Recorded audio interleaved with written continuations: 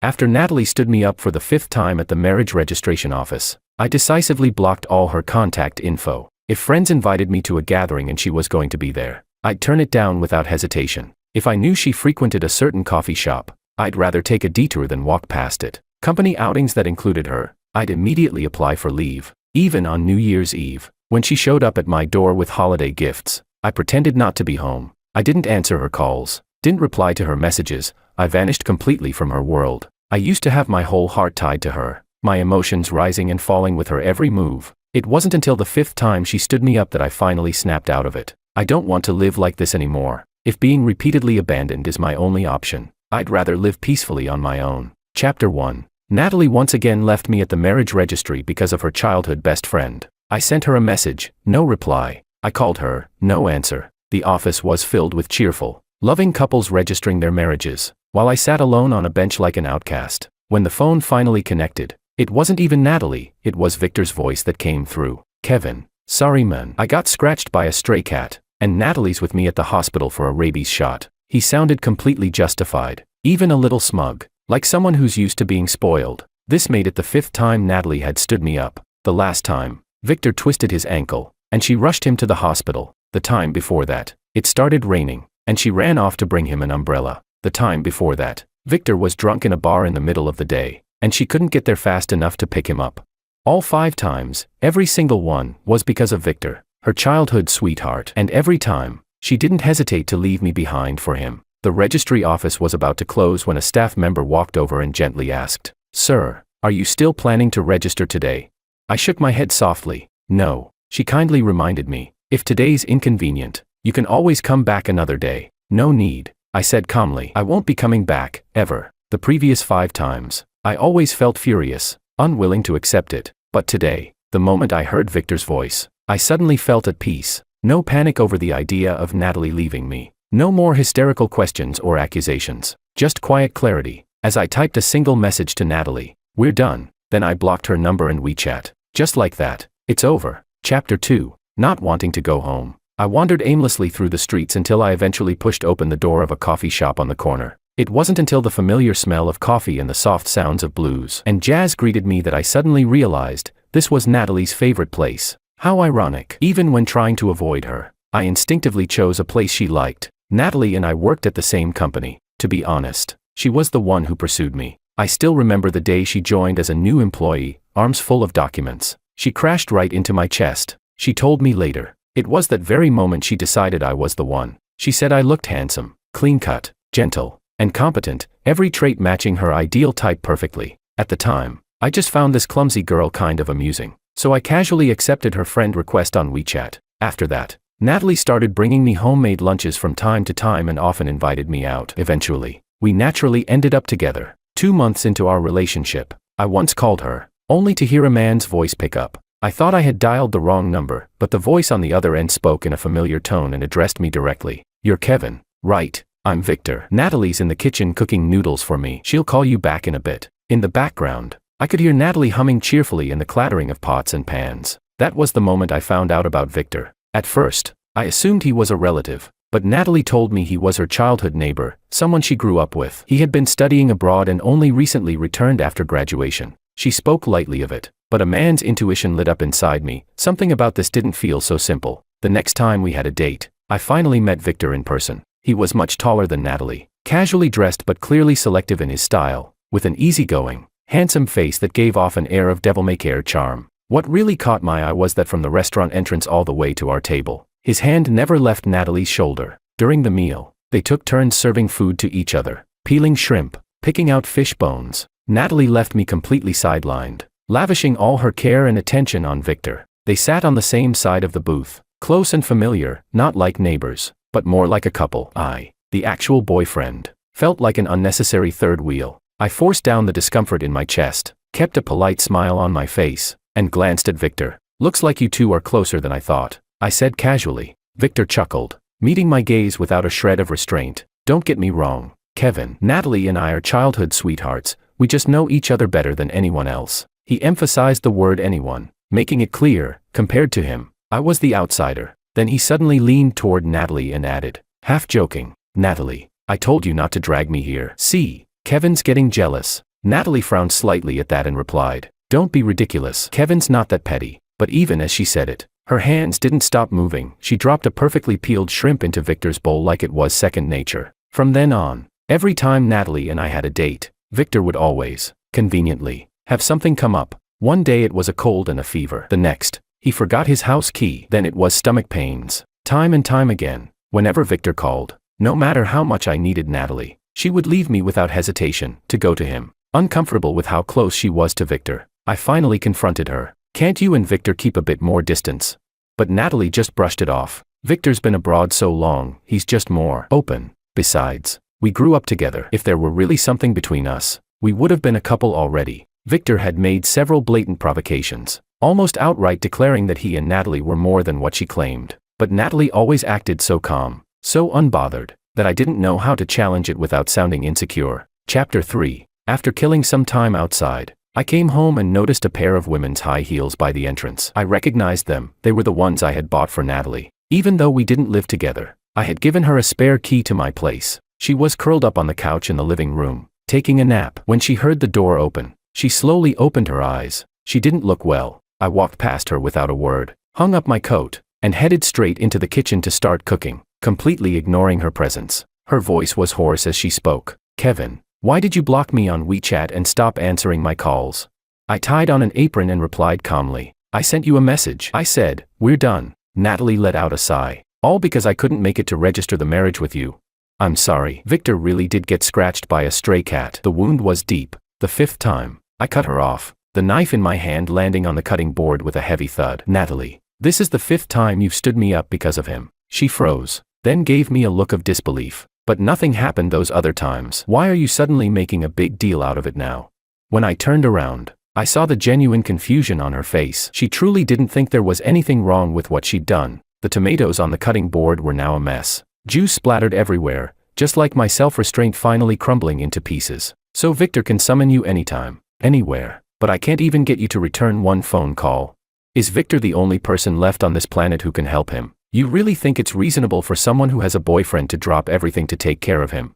Natalie was silent for a moment, as if trying to avoid a fight. "Kevin, you're too emotional right now. I don't want to argue, but you know, Victor and I grew up Toj." I let out a laugh, cold and sharp. "That same excuse again. Right. You grew up together, so that gives him the right to wedge himself into our relationship. That gives you the right to stand me up again on the day we were supposed to register our marriage. Natalie, be honest with yourself. For the past few years, who's really been your boyfriend?"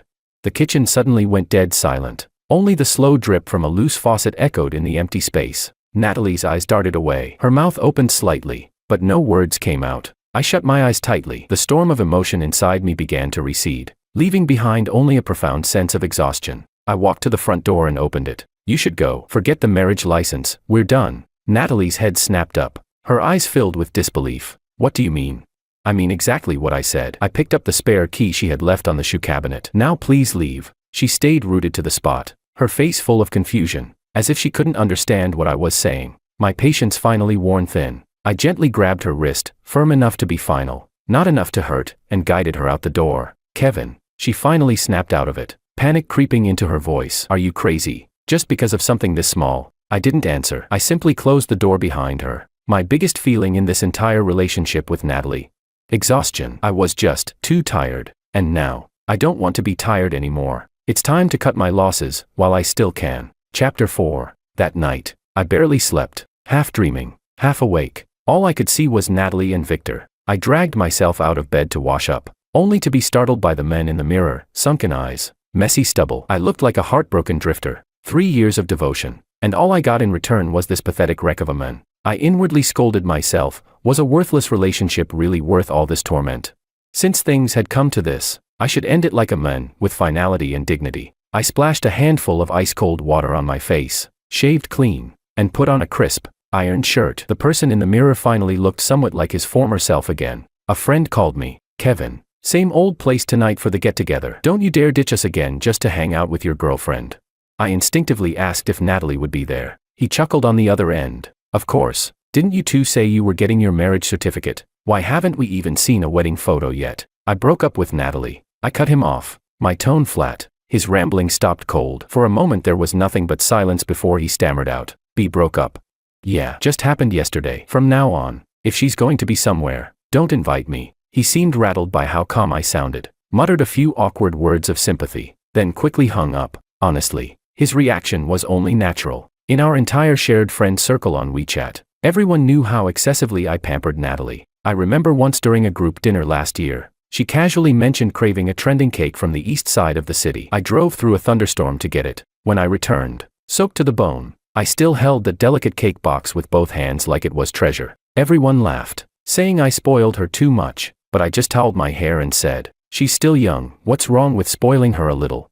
She was 3 years younger than me, had a baby face, and I always instinctively treated her like a delicate little girl who needed protection. I stayed up multiple nights finishing her work proposals. Whenever she wanted name-brand clothes or designer bags, I paid without question. Her office drawer was always stocked with the heat packs I bought her. I practically took care of every detail of her life. Even her parents used to joke that I'd spoiled her into being completely dependent. All these years, I was like a tireless gardener, tending to a beautiful flower with everything I had, yet I never once asked myself, did she ever truly care about the one planting the seeds?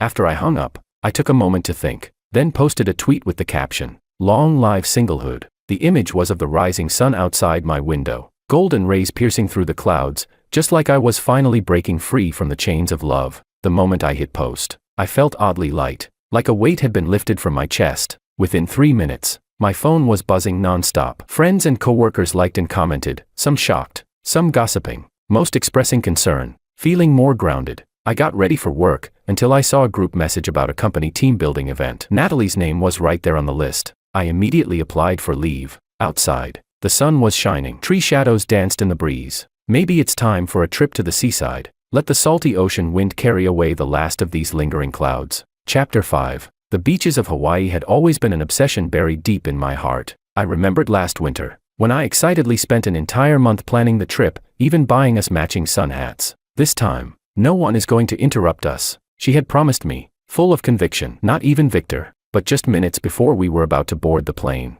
Victor's call came in. I still remembered the pale look on Natalie's face after she answered. Victor got into a fight at a bar. He's in the hospital. I need to go check on him.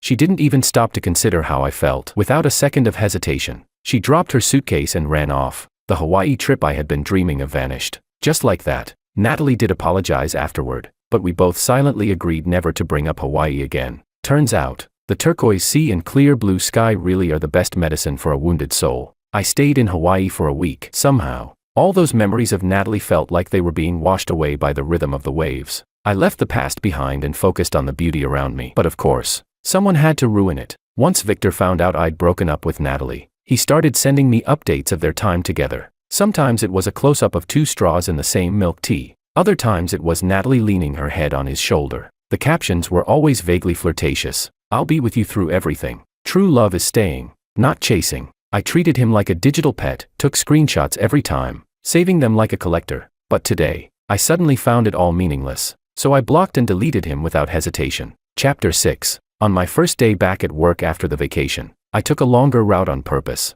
The direct road to the office passed by Natalie's favorite coffee shop. Every morning before work, she'd stop there to get her coffee. At this hour, she'd probably be in line right now. Just the thought of bumping into her made me choose a detour, even if it meant walking 20 minutes more. When I arrived at the office, I saw my desk piled with small snacks, gifts from coworkers who'd heard the news. Seems word of the breakup had already made the rounds. After a week off, a mountain of work had piled up. As soon as I finished organizing my files, Ryan tiptoed over like he was sneaking into enemy territory. He studied my expression carefully, and once he saw I looked normal, he leaned in and whispered, "Boss, I heard you and Natalie had a falling out." Without even looking up, I corrected him. "Not a falling out, a breakup." Ryan scratched his head, looking like he wanted to say more but hesitated. "Then, what about the project between our team and her department?" "Follow the company process." I cut him off neatly. "Sign where signatures are needed. Business as usual. My relationship with Natalie won't affect work." Sure, our breakup hadn't been pretty. In fact, it had been downright messy. But I wasn't so petty that I'd sabotage her at work. Business is business. Emotions are emotions. I still knew where that line was. At the entrance of the break room, I bumped right into Natalie. The dark circles under her eyes were heavy. Her face was shockingly pale. I turned sideways to walk past her, but she suddenly reached out and grabbed my sleeve. "Kevin, it's been days now. You can't still be mad, right?" Chapter 7. I almost wondered if I'd heard her wrong. Natalie, Did you hit your head or something? We broke up. Do you understand what breakup means? My tone was firm, but she stubbornly blocked my path, just because I didn't show up to register the marriage. I actually let out a laugh, out of pure frustration. She still didn't get it, and honestly, I didn't get it either. If Victor would always come first in her heart, then why didn't she just be with him? Out of the corner of my eye, I noticed a few co-workers pretending to pass by while clearly eavesdropping. I said, I don't want to argue here, but remember this, when it's over, it's over. Stop showing up and making a scene. I shook her hand off, turned, and walked away without looking back. From that day on, I threw myself completely into work. Any tasks that required collaboration with her department, I handed off to someone else on the team. Every time I passed Natalie in the hallway, she'd slow her steps, looking at me like she wanted to say something, but I always looked right past her, like she was invisible, until Friday afternoon, when the old CEO suddenly called me into his office. Kevin, the position at the London branch is still available, he said, sliding a folder across the desk. You told me last time you needed to consider your relationship. That's no longer an issue, right? My fingers paused on the file. Half a year ago, I'd been in this exact same situation. Back then, Natalie had teary eyes and told me, long distance is too hard. I won't feel secure if we're apart. To ease her insecurity, I turned down a major promotion. I still remember the look of disappointment in the CEO's eyes that day, clear as if it had just happened. Now, I couldn't help but feel it was all laughable. The sacrifices I'd made for love, the compromises, I thought they meant something. Looking back, it was just self-inflicted sentimentality, a private little tragedy I staged for myself. No problem, I said crisply, signing my name without hesitation. I'm ready whenever you need me. Chapter 8. The paperwork for going abroad was processed quickly. The company scheduled my departure for just after the New Year holiday. On the eve of Chinese New Year, I was in a jewelry store at the mall, picking out a gold necklace, planning to surprise my mom during the holiday. I was leaning over the glass counter, studying the designs, when I suddenly heard a familiar voice behind me. Kevin. My back tensed instinctively. I didn't need to turn around to know exactly whose voice it was. Sure enough, when I turned, I saw Victor holding Natalie's hand, standing just a few steps away. Their fingers were tightly interlocked, and Victor wore a smug, triumphant grin. What a coincidence. Kevin. Natalie and I are picking out couple rings. As if afraid I hadn't noticed, Victor deliberately raised their joined hands. The matching rings on their ring fingers sparkled under the lights. Natalie instinctively tried to pull her hand away, but Victor tightened his grip, and she gave up. And to think, he added with a smirk, we have you to thank. If you hadn't stepped aside, who knows how much longer we would have stayed in denial. Victor's smile was full of mockery. He raised his brows at me like he was parading around with some grand prize. It was disgusting, his whole I won the trophy expression. Compared to him, Natalie's reaction was interesting. She kept her head low, eyes flickering nervously. When she caught sight of the scorn in my gaze, she even took an unconscious step back. How ironic. Just a few days ago at work, she was begging me to get back together. Now, she stood there clinging to another man like some delicate little bird. That level of two-faced switch-up would make even a Sichuan opera master blush. In public like this, I hadn't planned on saying anything nasty. I was going to walk away, but then I caught Victor's smug expression and changed my mind. Why let them save face? If this perfect couple wanted to put on a show in front of me, then as the ex, I might as well give them a proper review. I calmly adjusted my tie and let a slow, meaningful smile curve across my lips. You really like picking up what other people throw away, huh? That one line drained the color from both their faces. My eyes deliberately swept across Natalie. Well, makes sense. A cracked pot fits a broken lid. You two really are made for each other. Natalie just stood there, blank and speechless. Victor's face turned an ugly shade of green. His carefully maintained mask shattered, and he growled, Kevin, since when were you this bitter? So what if you talk tough? I'm the one standing next to Natalie now. Oh, I laughed lightly. Doesn't it sting hearing the truth? Bragging about a relationship you snatched like a homewrecker, is that your proudest moment? Victor reacted like a cat that just got its tail stomped. His voice jumped an octave. You don't get it. Natalie and I have been childhood sweethearts. If you hadn't gotten in the way. I cut him off slowly, deliberately dragging my words. Oh right, you were childhood sweethearts. Yet after all those years, Natalie still didn't choose to marry you. Why do you think that is? I gave a soft, mocking chuckle and shook my head. You're the only third wheel I've ever seen who's this proud of himself. Really, iconic. You. He clenched his fists so hard the veins on his arm bulged, but Natalie held him back with all her strength. That last sentence had struck like a knife, straight into the softest, sorest part of his ego. His face twisted, mouth hanging open, but no comeback came out. Natalie, meanwhile, had gone deathly pale, staring ahead like a ghost. around us. Other customers had already turned to watch. A few were whispering. Gossip was clearly brewing. A surge of satisfaction rolled through me. I watched their expressions shift like a stage play, then casually picked up the wrapped necklace from the counter. Wishing you both eternal happiness. And please, do the world a favor and stop dragging other people down with you. Chapter 9. At the New Year's Eve dinner table, my mom was piling food into my bowl while asking, "Why didn't you bring Natalie home with you?"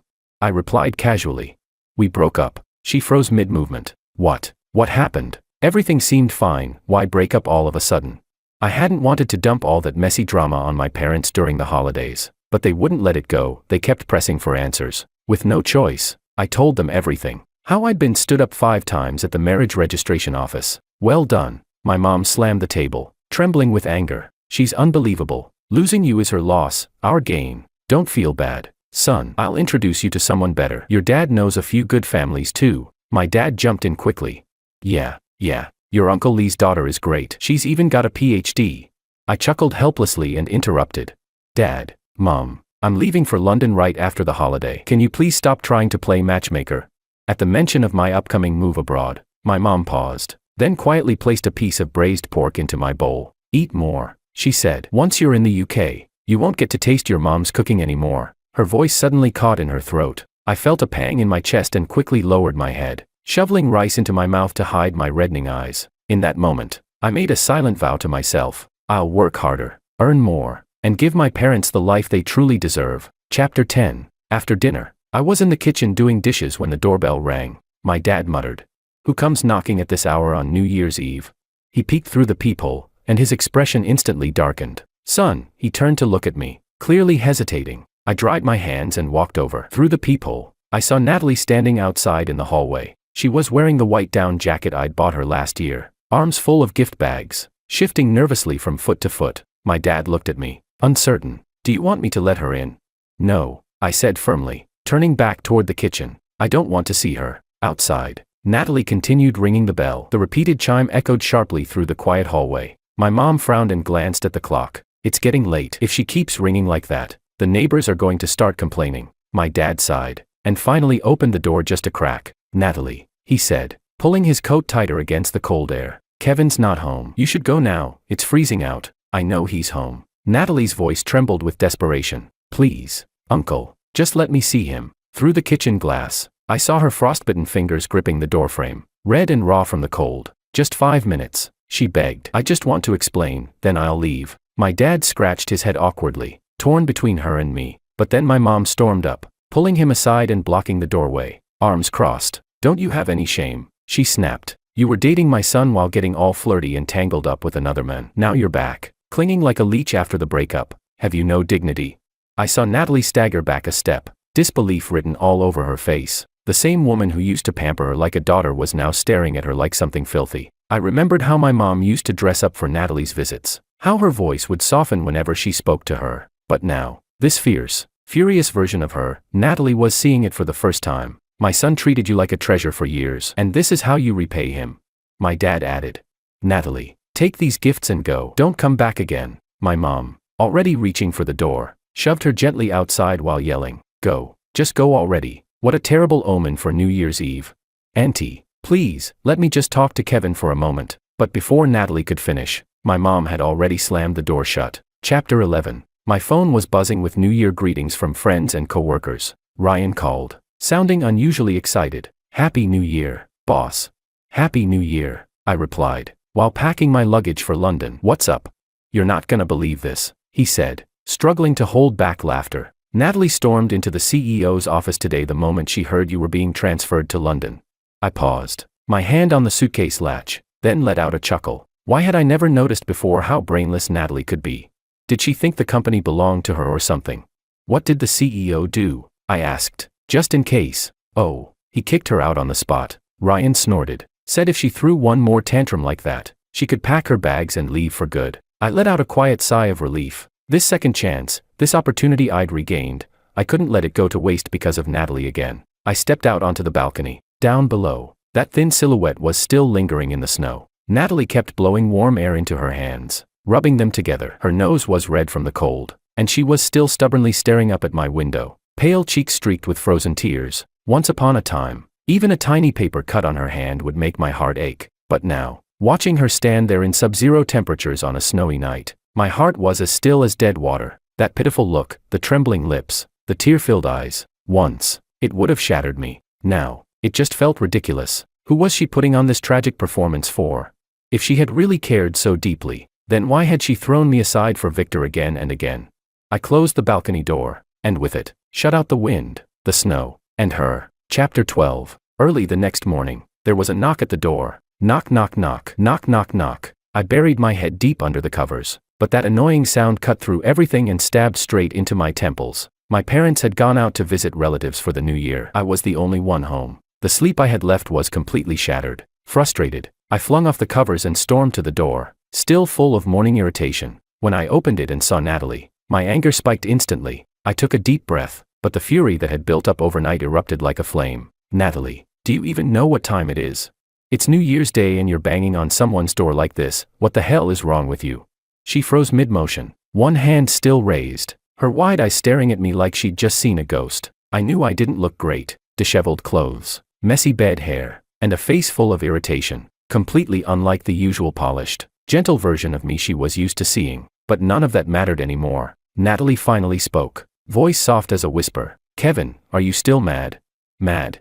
I didn't even care anymore. The person in front of me wasn't worth the energy it took to feel anything. I answered coldly, you don't have the right to make me angry. Her hands twisted nervously in her lap, her voice growing smaller with every word. I couldn't reach you. You blocked my number and WeChat. You even took back the spare house key. God, I regretted opening the door at all. Listening to her say this nonsense was a complete waste of time. I reached out to close the door, but she suddenly shoved her shoulder into the crack. Don't close it, please. Just talk to me. I have nothing to say to you. Then I'm not leaving. Looking at her like this, I realized I wouldn't be able to get rid of her unless I gave in. And if the neighbors saw her standing outside like this, who knows what kind of rumors would start spreading. After a moment of internal debate, I stepped back. Fine, come in. I leaned against the sofa while Natalie dragged over a dining chair and sat across from me. She placed both hands neatly on her knees, sitting up straight like a skulkid about to give a presentation. Kevin, she said, taking a deep breath, let's get back together. I've thought it through. I only ever saw Victor as a little brother. The one I've truly loved, all along, has always been you. For a moment, I thought I'd misheard her. Then came a wave of pure irritation. Who did Natalie think she was? Expecting the world to revolve around her whims. When she was tangled up with Victor, she told me not to be petty, to be the mature boyfriend. Well, I didn't want to be mature. I didn't want to keep swallowing my pride again and again. I wanted to be free, so I stepped aside, let her have her happy ending. But now she had figured it out. Now she wanted to play the role of the devoted lover. She wasn't done clinging at the office, and now she was here, barging into my life again. Who the hell did she think she was? Some kind of princess? Natalie. I slowly sat up straight, meeting her eyes. What makes you think I'll just stand here forever, waiting for you to come back? She seemed completely lost in her own world, like she couldn't understand a word I was saying. She just kept going, as if reading from a script. Kevin, whether you believe it or not, the only person I've ever liked is you. That day at the mall, Victor was just trying to provoke you. I've never been in a relationship with him. Is that so? Then how would she explain all those intimate photos Victor sent me? I pulled out my phone and shoved it in Natalie's face, scrolling through the screenshots I had saved just for this day. To be honest, I'd been waiting for this moment. You wear a camisole and cuddle with your little brother. You share a single straw with your little brother. You kiss your little brother. Faced with the evidence, Natalie's face went from flushed to deathly pale. She couldn't utter a single word in defense. Fine, I said. Let's say all of that was just you and Victor putting on some elaborate show to provoke me. What about before that? Was it my fault we never made it to Hawaii? Did I force you to bail on our marriage appointment 5 times? Natalie, stop making excuses for yourself. Is it really that hard to admit you have no boundaries with the opposite sex? You love this kind of emotional game, don't you? On one hand, stringing along your so-called little brother. On the other, trying to keep your boyfriend on a leash. Tell me, Natalie, don't you find that disgusting?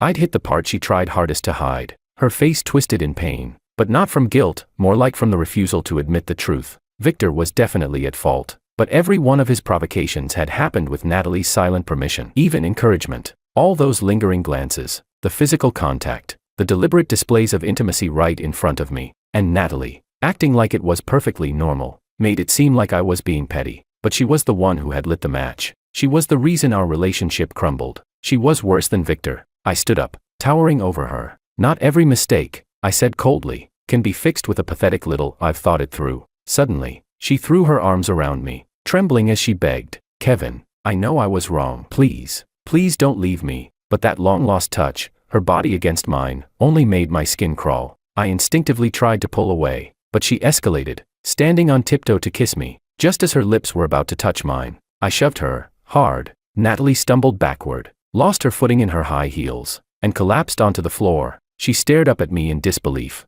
like she couldn't comprehend what had just happened. I had already reached the edge of my patience. Not laying a hand on her was the last line I wasn't going to cross. I took a deep breath and stared coldly at the woman on the ground. 3 years of putting up with this kind of person.